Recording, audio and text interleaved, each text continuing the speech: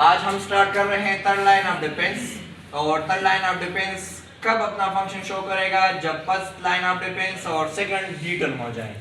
यानी एक ऐसा पैथोजन आए हैं कि ये जो आपके first line of defence second line of defence को शिकस्त दी और फिर इसके बाद आपके थर्ड लाइन ऑफ डिफेंस यानी ब्लड स्ट्रीम में जो पैथोजन है वो एंटर हुआ। तो ये थर्ड लाइन ऑफ डिफेंस जब भी अपना फंक्शन शो करेगा तो ये दो तरीकों से, एक को हम कहते हैं ह्यूमरल जो फ्लूइड से यानी प्लाज्मा एंटीबॉडीज फॉर्मेशन से, और दूसरे को हम कहते हैं सेल मेडिएटेड इम्यूनिटी। आज हम सेल मेडिएटेड इम्यूनिटी एक्सप्लेन करेंगे। सेल मेडिएटेड इम्यूनिटी में हम दो टाइप के सेल्स पढ़ते हैं जिसको हम कहते हैं टी लिम्फोसाइट सेल्स और दूसरे को हम कहते हैं बी लिम्फोसाइट्स। तो बी लिम्फोसाइट आप ह्यूमरल में पढ़ेंगे और ये टी लिम्फोसाइट है वो आज हम पढ़ेंगे। टी लिम्फोसाइट का मतलब ये है कि ये WBC के लिम्फोसाइट के टाइप हैं जिसको हम टी इसलिए कहते हैं कि सारे जो सेल्स होते हैं WBC के हमारे इम्यून सिस्टम के वो कहाँ पे बनते हैं? Bone marrow. और जब भी ये bone marrow of stem cell में बने तो ये आते हैं कहाँ पे? ब्लड स्ट्रीम में अपने फंक्शन शो करने के लिए। जिस तरह मैंने WBC लिए जिसको हम कहते हैं मोनोसाइट्स, ये मैच्योर होते हैं ब्लड स्ट्रीम में आते हैं और फिर अपना फंक्शन शो करते हैं। मगर जब ये टी सेल बनते हैं लिम्फोसाइट के तो ये जब भी बनेंगे स्टेम सेल में बोन मैरो होंगे तो जब ये ब्लड स्ट्रीम में आते हैं तो ब्लड स्ट्रीम में आने से पहले ये इमैच्योर हैं, इसने मैच्योर होना है। तो कहाँ पे मैच्योर होना है? Thymus gland. तो ये जो टी का वर्ड है ये कहाँ से आए हैं? थाइमस से आए हैं। ये जो थाइमस ये जब मैच्योर हो जाए तो फिर अपना फंक्शन शो करेगा। किस तरह? ये इस तरह कि ये क्या होगा? 3 टाइप्स में हम डिवाइड करेंगे। इसको हम कहते हैं T killer cell, T helper cell and T suppressor cells. T killer cells का दूसरा नाम साइटोक्सिक टी सेल्स भी है कि ये साइटोक्सिक सेल्स का मतलब ये है कि जब भी कोई पैथोजन वगैरह आ जाए तो ये डायरेक्टली क्या करेगा? ये किल करेगा इसको। तो किल किस तरह करेगा?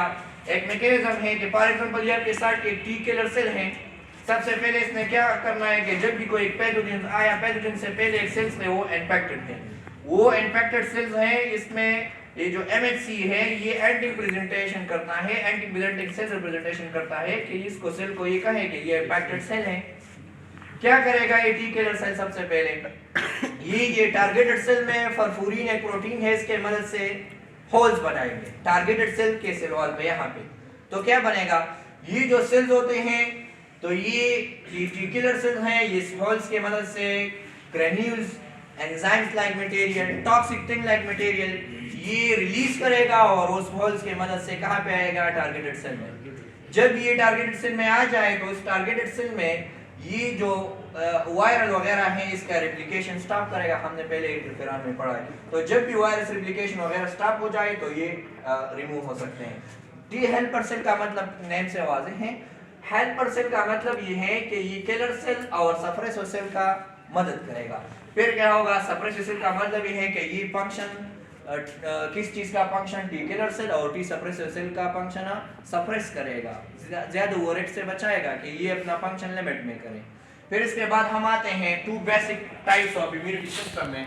एक को हम कहते हैं इनेटिव और दूसरे को हम कहते हैं adaptive. इनेट immune system from birth से आते हैं, फ्रॉम पेरेंट्स बॉडी से आते हैं, इसलिए इसलिए हम इनहेरिटेड भी कह सकते हैं। ये आपके बॉडी में जब भी आए तो ये आपके बॉडी में ज्यादा देर तक नहीं रह सकते, इनेट इम्यूनिटी है। फिर इसके बाद क्या होगा? एडाप्टिव इम्यून सिस्टम है। एडाप्टिव आपके बॉडी में फ्रॉम बर्थ नहीं होगा, ये आपके लाइफ में स्पेसिफिक डिजीज के अगेंस्ट ये अपना फंक्शन शो करेगा। फॉर एग्जांपल 5-6 साल के बाद आपके बॉडी में कोई पैथोजन एंटर हुआ और उसके बाद उस पैथोजन को आपने किल करना है तो ये एडाप्टिव इम्यूनिटी रिक्वायर्ड होगा। इसको हम कहते हैं एक्वायर्ड इम्यूनिटी।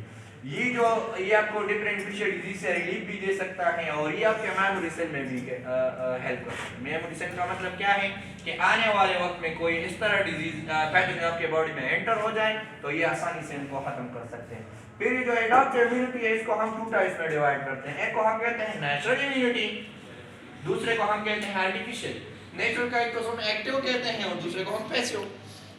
ये जो नेचुरल इम्यूनिटी सिस्टम है ये लॉन्ग टाइम के लिए होगा, लॉन्ग टाइम के लिए, और ये आपके जो ऊन सेल्स हैं ऊन सेल्स वो फंक्शन शो करेगा। तो आपके ऊन सेल किस तरीके से फंक्शन शो करेगा? सबसे पहले अगर आपको कोई डिजीज हो जिस तरह हम कहते हैं चिकन पॉक्स वगैरह के लिए, या कोई इन्फेक्शन सब क्लिनिकल डिजीज हो जिस तरह हम पोलियो कह सकते हैं, या आप कोई किल्ड माइक्रो ऑर्गेनिज्म से उसका आपके बॉडी में वो एक दफा किल हो जाए तो आपके बॉडी में उनके लिए एक नेशनल इम्यूनिटी सिस्टम कायम हो जाते हैं। फिर क्या करते हैं कि ये वैक्सीनेशन में आते हैं कि जब भी आप कोई वायरल डिजीज के अगेंस्ट कोई वैक्सीन यूज करें तो इसको हम क्या कहते हैं, वैक्सीनेशन। वैक्सीन्स क्या होते हैं, वो बायोलॉजिकल इम्यून रिस्पांस होते हैं जो स्पेसिफिक प्रोटेक्शन बनाते हैं बदन में, किसके अगेंस्ट, वायरस के अगेंस्ट। और ये जो वर्ड वैक्सीन का वर्ड है ये लैटिन और वेका से निकला है, और वेका जो है ये काउपॉक्स से आया है। काउपॉक्स ये जो हिस्ट्री है वैक्सीन का, तो सबसे पहले जो वैक्सीन बना था वो काउपॉक्स से बना था, काउ का जो मील था उससे, तो इसलिए हम इसको क्या कहते हैं वेका वर्ड काउपॉक्स के लिए।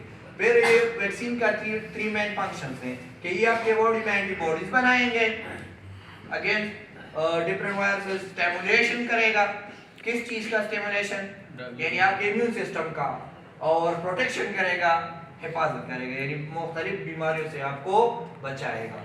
तो ये अगर आप वायरस वैक्सीन्स अगर आप बनाना चाहते हैं किसी वायरस से, तो आप सबसे पहले बाई मॉडिफाइड ऑर्गेनिज्म बना सकते हैं। बायोटेक्नोलॉजी में आप कोई माइक्रो ऑर्गेनिज्म या जो बैक्टीरिया वगैरह आप में इसको क्या करें, कोई जीन चेंज करे वैसे बनाएं। जिस हम ज़्यादातर बैक्टीरियोफेज यूज करते हैं। बैक्टीरियोफेज वो वायरस हैं जो बैक्टीरिया पे अटैक करते हैं। बाइकिलर ऑर्गेनिज्म उसको आप किल करें और आप फिर उस किल पैथोजेंस को आप एंटर करें, और एक्स्ट्रा सेलुलर जो मटेरियल प्रेशर्स होते हैं तो आप इनको भी ले सकते हैं। ये जो आप एक्स्ट्रा सेलुलर प्रेशर सेल्स के जो डिब्रीज होते हैं या कोई मटेरियल होते हैं तो आप इनको भी यूज कर सकते हैं। हमारे ना